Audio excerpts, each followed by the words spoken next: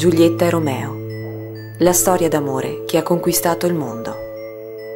Quali sono le origini della leggenda?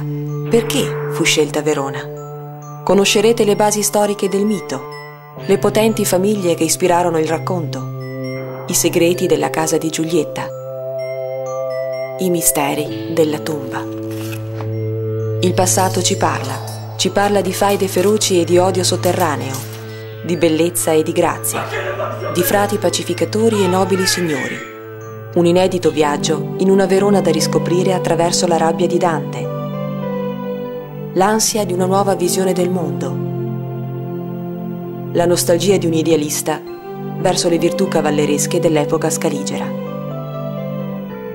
Un viaggio avvincente nel pensiero di scrittori fortemente implicati nelle vicende culturali e politiche venete del 1300 e del 1500, per trovare la risposta finale, l'ultima.